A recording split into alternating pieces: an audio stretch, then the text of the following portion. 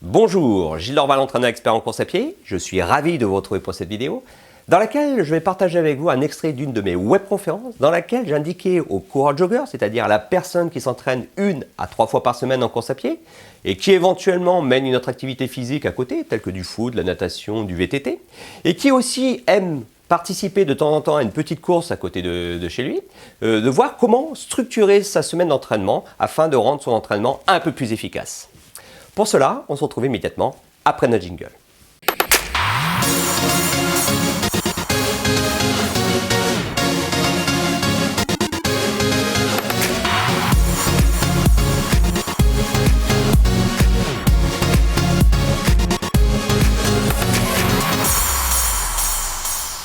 Alors ensuite, pour le coureur jogger. Alors, qu'est-ce que j'appelle le coureur jogger? C'est tout simplement une personne qui court avant tout pour entretenir sa forme physique et mieux maîtriser son poids. Mais ça peut être aussi un sportif déjà dans une autre activité. Ça peut être par exemple un footballeur, ça peut être un tennisman, ça peut être un nageur, un cycliste, qui de temps en temps, voilà, soit pour compléter son activité physique ou tout simplement pour le plaisir de le faire, court 2 à 3 fois par semaine. Voilà. Donc, au niveau du profil, c'est quelqu'un aussi qui aime prendre part à quelques courses avec pour principal objectif de finir. Alors, si de temps en temps, il y a une petite recherche de performance, on peut considérer que c'est encore un jogger, mais voilà, le premier objectif, c'est vraiment d'entretenir sa forme physique, de continuer à faire une pratique physique pour mieux maîtriser son poids, et puis voilà, de temps en temps, pour le plaisir, participer, prendre part à une course.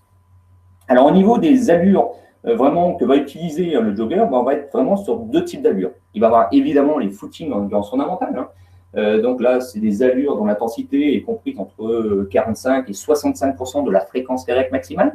Alors d'ailleurs, si certains d'entre vous ne connaissent pas leur fréquence cardiaque maximale, ils ne savent pas comment la déterminer. Tout à l'heure, je vous disais que sur ma chaîne YouTube, j'ai mis pas mal de vidéos pédagogiques en ligne, et il y en a une, si vous parcourez bien, vous allez tomber sur une vidéo qui est issu d'ailleurs de mon programme d'entraînement et de coaching Courir 360 et qui explique comment déterminer sa fréquence cardiaque maximale.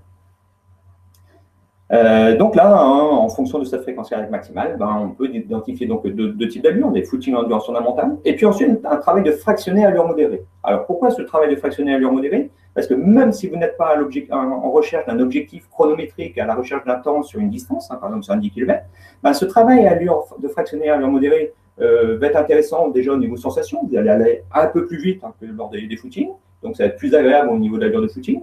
Et puis surtout, ça va vous permettre d'être plus à l'aise aussi dans vos allures de footing. Voilà. Le fait de varier un peu les allures d'entraînement peut vous permettre de progresser dans les 2 types d'allures et donc de trouver plus d'aisance dans vos footings. Et donc ça va contribuer aussi à vous faire prendre plus de plaisir à courir et puis d'atteindre plus facilement les objectifs que vous êtes fixés par la pratique de la course à pied. Alors, au niveau de l'organisation de votre semaine, si vous êtes un jogger, au niveau de la planification, au niveau de la structuration de votre entraînement, donc, comme on disait tout à l'heure, vous êtes sur 2 à 3 séances par semaine. Toujours le même principe qu'on a vu tout à l'heure pour le coureur débutant. Vous voyez, on le retrouve ici chez le jogger. C'est de laisser une journée de repos entre chaque séance. Si possible, on évite d'enchaîner 2 jours à la suite, comme j'ai dit tout à l'heure.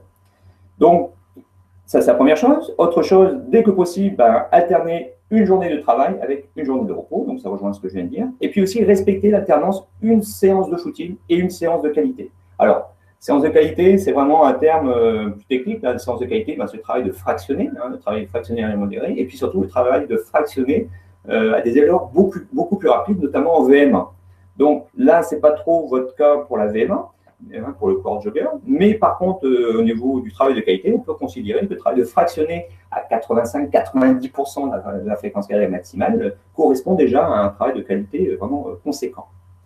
Et puis, donc, vous avez vu, une semaine sur 2, donc j'ai évoqué le travail de fractionner à allure modérée, donc à 80-90% de votre fréquence cardiaque maximale. Et donc, moi, je vous conseille, une semaine sur 2, vous allez travailler plutôt dans la zone de fréquence cardiaque comprise entre 80 et 85% de votre fréquence cardiaque maximale.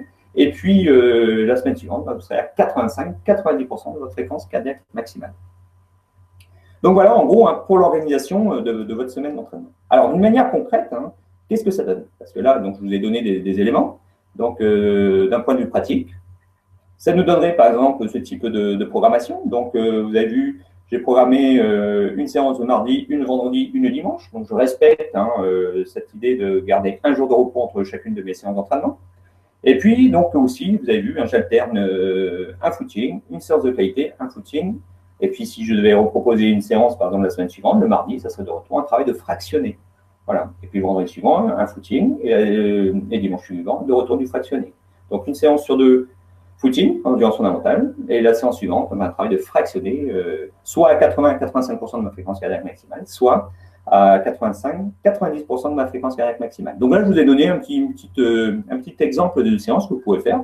Un footing de 20 à 30 minutes en endurance fondamentale, donc à 65-75% de votre fréquence cardiaque maximale, suivi de 3 fois 8 minutes, à 80-85% de votre fréquence cardiaque maximale. Alors là, c'est un exemple de séance. Au début, évidemment, vous n'allez pas partir sur ces volumes-là. Vous commencerez par exemple par 2 fois 6 minutes, puis après 3 fois 6 minutes, après 3 fois 8 minutes, et puis quand vous serez à l'aise, pourquoi pas 3 fois 10 minutes, 2 fois 12 minutes, 2 fois 15 minutes. Enfin voilà, vous augmentez petit à petit la durée du travail à cette allure-là, et puis aussi la durée des efforts.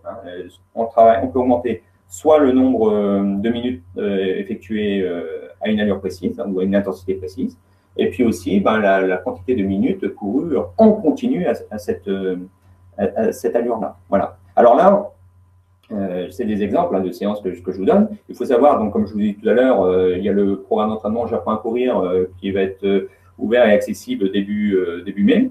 Et dans ce programme-là, vous allez avoir donc une partie débutant qui va vous emmener de débutant jusqu'à être capable de courir 30 minutes sans vous arrêter. Et puis, il y avoir une partie aussi jogger, dans laquelle vous allez retrouver tout un plan d'entraînement qui permet au coureur qui est capable déjà de courir 45 minutes en toute aisance, de commencer à introduire du travail de fractionné à allure modérée dans son plan d'entraînement pour pouvoir par la suite être super à l'aise sur une heure de course à pied et puis peut-être éventuellement par la suite donc de participer à quelques courses sur 10 km et d'envisager pourquoi pas par la suite un semi-marathon. D'ailleurs, dans les perspectives que je donne, je mets un petit plan d'entraînement éventuellement que le coureur pourra utiliser pour courir un semi-marathon, préparer un semi-marathon. Donc, c'est vraiment un programme, J'apprends à courir, qui va être destiné aux coureurs. Ça sera du débutant jusqu'au coureur qui participe à quelques 10 km et qui peut éventuellement envisager par la suite de se lancer sur le semi-marathon. Donc voilà, là, c'est pour le jogger, comment bien structurer son entraînement. Je reviens sur la séance que je viens de vous présenter, la séance du vendredi. Il faut savoir que on peut utiliser ce type de séance pour faire par exemple, un petit test pour évaluer sa fréquence cardiaque maximale. Vous commencez par un footing de 20 à 30 minutes. Ensuite, vous enchaînez, alors là, ça ne sera pas le même type de séance, vous enchaînez par 10 minutes à 80-85% de votre fréquence cardiaque maximale. Vous allez augmenter un peu votre fréquence cardiaque. Vous allez enchaîner de retour par 10 minutes à 85-90% de votre fréquence cardiaque maximale. Donc là, les pulsations vont continuer à monter. Et puis, vous terminerez par 5 minutes au maximum de vos capacités en essayant de vous donner à fond sur les 2 dernières minutes.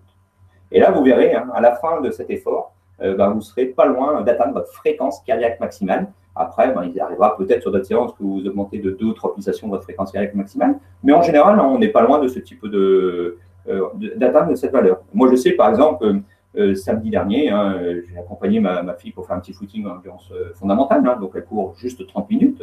Donc, j'ai commencé par faire 30 minutes en sa compagnie. Ensuite, elle m'a quitté, elle est rentrée à la maison. Moi, j'ai poursuivi ma séance. J'ai fait 20 minutes à 85, puis 90% de ma fréquence cardiaque maximale. Et sur les 5 dernières minutes, là, par contre, je me suis donné à fond, au maximum de mes capacités. Et puis, donc là, j'ai atteint ma fréquence cardiaque actuelle, qui est maximum, qui est de 196. Donc, voilà, grâce à ce type de séance, on arrive à obtenir quand même des valeurs qui sont très fiables. Voilà, donc si vous aussi, vous désirez mettre en place un entraînement plus structuré, plus efficace en course à pied, même si vous êtes jogger, je vous invite à cliquer sur le lien présent sur cette vidéo ou en dessous de cette vidéo, d'indiquer votre prénom, votre adresse mail, et ainsi je vais pouvoir vous faire parvenir une série de 3 vidéos gratuites extraites de mon programme d'entraînement et de coaching Courir 360, et ainsi vous pourrez commencer à mieux structurer et à rendre vos entraînements plus efficaces en course à pied. D'ici là, je vous souhaite un bon entraînement, un bon run, et puis je vous dis à très vite.